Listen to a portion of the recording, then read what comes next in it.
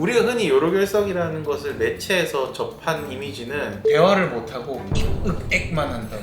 흔히 유명한 얘기 있잖아요. 애 낳는 것보다 아프다. 그러니까. 2명 중에 1명은 재발합니다. 안녕하세요. 저는 서울 리더스 비뇨약과 강남점 대표원장 정재현입니다. 안녕하세요. 서울 리더스 비뇨약과 목동점 대표원장 윤재현입니다. 요로결석이라는 게 돌이 생기는 건데 그러면 어디에 생기는 겁니까? 요로는 양쪽에 신장이 있어요. 요관이 내려오고 그 요관이 방광으로 들어가서 방광에서 이제 소변이 나오는 거죠. 신장, 요관, 방광, 요도로 요도까지? 이어지는 요로 계통에 생기는 결석. 근데 왜 거기에 돌이 생기는 거예요? 우리 몸에는 굉장히 많은 곳에 돌이 생겨요. 이제 흔히 많이 생기는 게 담석, 전립선에도 돌이 생기기도 하죠, 그렇죠? 석회화. 탈수 때문에 생기는 사람이 있고 대사에 장애가 있거나 체질 때문에 생기는 사람이 크게. 근데 이제 대략적인 기조가 이 수분 섭취만 잘하면 생기지 않는다. 왜냐하면 대사적으로 결석이 생긴다 할지라도 아주 작은 사이즈가 생겼다면 물을 많이 먹으면 돌 친구들이 오줌의 흐름에 따라서 내려올 가능성도 있는 거고. 근데 이제 이 돌 작은 친구들은 주변의 친구를 끌어들이면서 좀 커지는 경향이 있거든요. 그렇기 때문에 물을 많이 먹어서 오줌을 조금 묽게 만들어 준다면 아무래도 지네끼리 붙을 확률을 좀 줄어들면서 커지는 걸 좀 막아줄 수가 있다. 신장에서 생긴 결석이 신장결석. 이게 신장에서 있다가 굴러 내려오면은 요관에 막히면 요관결석. 방광에 들어가면 이제 방광결석. 방광에 있던 게 자연 배출되면 자연 배출 성공. 근데 내려오다 막혀서 배출이 안 되면 이제 병원에 와서 치료를 하는 건데, 방광결석은 신장에서 생겨서 내려온 애도 있지만 배뇨장애 때문에 방광 내에서 침착물들이 뭉쳐서 결석이 될 경우도 있고. 전립선 비대증이면 더 잘 생기는 건가? 제가 환자분들한테 어떻게 설명하냐면요, 냇물이 있는데 냇물이 흐르는데 보면 여기는 굉장히 물이 깔끔하거든요. 근데 옆에 또랑이 있죠, 고여있는 물. 거긴 어때요? 끼끼 껴있고 막 냄새나고 그러잖아요. 그러니까 소변의 흐름이 원활하면 찌꺼기 같은 게 안 생길 가능성이 좀 큰데, 전립선 비대증이라든지 이런 것 때문에 소변 흐름이 원활하지 않다, 아니면 물을 적게 먹어서 소변의 흐름이 적다 이러면은 찌꺼기 같은 게 항상 생길 수가 있어요.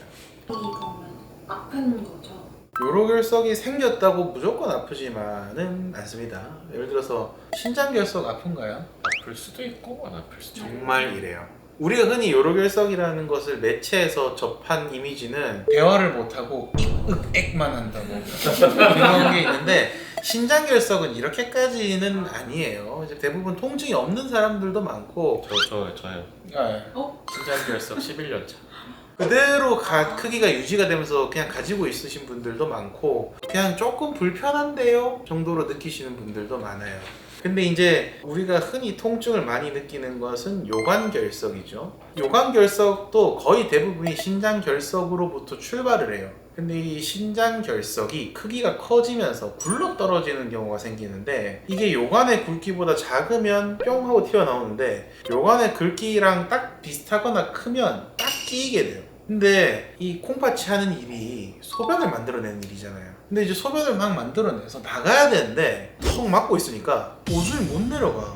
근데 이제 그거를 콩팥 입장에서 오줌이 못 내려가고 있으니까 오줌 덜 만들어야지 이렇게 생각을 안 한단 말이에요. 계속 만들 거 아니에요. 그러면은 그 오줌을 담고 있는 신우를 포함해서 그 콩팥 주변이 늘어나다가 찢어지게 되잖아요. 이게 찢어지면 그때 이제 극심한 통증을 느끼거든요. 흔히 유명한 얘기 있잖아요. 애 낳는 것보다 아프다. 그러니까. 정말로 심한 사람들. 요로결석 극심한 통증이 있는 사람들은 들어와서 우리 눈을 보고 얘기하지 않아요. 네, 보통 이렇게 말씀드리는 그냥 갑자기 통증이 뿅 하고 없어질 수도 있는 건데. 이게 요로결석 특징 중에 진짜 재밌는 게 아팠다 안 아팠다 하는 거예요. 똥도 마렵다 안 마렵다 하잖아요. 장도 연동운동을 하지만 요관도 연동운동을 해요. 그래서 아팠다 안 아팠다 하는 게 연동운동 때문도 있고, 하부요관에 걸렸던 돌이 빠져서 방광에 들어가면은 막힌 게 풀리니까 그때 통증이 싹 풀리지. 그러면 아프다 안 아파도 그래도 병원에 가는 게 맞다. 요거는 조금 애매할 수 있는데, 아프다가 안 아픈 게 돌이 빠져나와서 안 아픈 건지 아까 말씀하셨던 여러 가지 상황들 때문에 안 아픈 건지는 검사를 해봐야지만 알 수 있는 거지. 그래서 아팠으면 병원에 한번 와서 검사를 하고 본인의 상태에 대해서 스스로 잘 이해하고 어떻게 해야 될지에 대해서 반의사처럼 좀 잘 알아야 돼요. 요로결석은 잘 알아야 돼. 이것도 생기는 사람이 자주 생기는 거죠. 이게 좀 슬프지만 그런 경향이 좀 있는 것 같아요. 수분 섭취나 수분 손실 이런 것 때문에 굉장히 많이 생기거든요. 그것도 있는데 유전적인 측면도 있는 게 요로결석 생긴 분들이 주로 가족 중에 있었다고 얘기하시는 분들도 많고, 아마 한 가족이 식습관을 공유해서 그런 것도 있을 거라고 저는 생각을 하거든요. 우리 가족이 좀 짜게 먹는다 뭐 이런 것도 있을 수도 있고. 2명 중에 1명은 재발합니다. 다만 몇 달 내는 아니고 좀 10년, 충분히 10년 길게. 내에 10년 내에 1년에 한 번씩 와서 돌이 또 생겼는지 이런 거는 체크해보는 게 좋을 수가 있죠.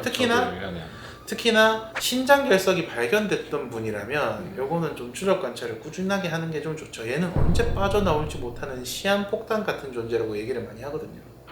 요로결석 병원에 오면 이제 위치가 어딘지 봐야 되잖아요. 그렇죠. 그럼 어떤 검사로 나와요? 일단은 소변 검사하고 엑스레이 한 장 찍습니다. 일단 스크리닝.